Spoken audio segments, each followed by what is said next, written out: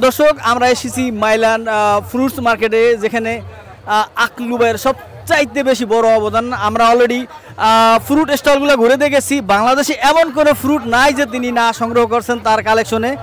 আপনারা ভিডিও লিঙ্কে আপনারা দেখতে পারবেন। তো আসলে আমি আকলু ভাইয়ের কাছে জিজ্ঞেস করবো আসলে কি কি ফ্রুট আনছে এবং আসলে আজকের তাদের সেল কেমন আছে। আকলু ভাই যদি আমাদের একটু অডিয়েন্সে বলেন না কি কি ফ্রুট আছে এবং আজকের সেলটা কেমন হচ্ছে।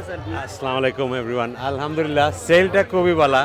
আর ফ্রুটের মধ্যে অনেক কিছু নাই, বিকজ আপনারা অনেকে জানেন যে দুঃখের বিষয় আমাদের দেশের যে সমস্যাটা, এই সমস্যায় আমরাও এফেক্ট করছে, সারা Bengali all round the world effect করছে। Everybody deeply hurt inside.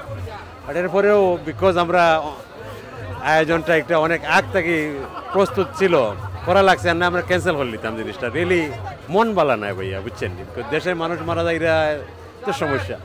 But fruit মেলা অনেকগুলো আইটেম আছে, বাট দেশি আইটেমগুলো এবার নাই, খুব কম, অল্প আছে। বিকজ দেশে তো কারফিউ, লকডাউন দিয়ে দিছে, কারফিউ দিয়ে দিছে, ফ্লাইটগুলো অনেক বন্ধ, অনেক কিছু নাই। সো আমরা ইজিপশিয়ান, মেক্সিকান এগুলা নিয়ে আইছি। বাকি কান্ট্রির জিনিসগুলো আছে, আম জাম ইন্ডিয়ান এগুলো আছে। এখানে বাংলাদেশের কোনো প্রোডাক্ট নাই? বাংলাদেশের প্রোডাক্ট একদম এখন নাই, অল্প কিছু ছিল, এখন একদম কিছু নাই, জাস্ট নাথিং। তারপরেও তো আমি দেখলাম যে আসলে কোনো কিছুর কমতি নেই, আগের মেলা থেকে আরো বেশি দেখলাম যে আছে, বাট বাংলাদেশি নাই। বাংলাদেশি নাই because of the situation in Bangladesh. Unfortunate কিছু আনা গেছে না।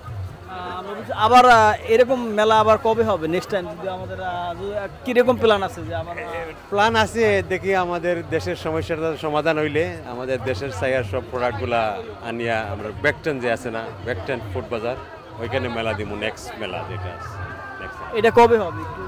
এটা একটু ওয়েট করি। আর আমাদের দেশের সিচুয়েশনটা একটু কাম ডাউন হইলে আমরা যখন দেন একটু ট্রাই করবো করার লাগে। এখন বর্তমানে আর কিছু করবো না, nothing else until our problems in our country is sorted out, the public are happy and solution to everything.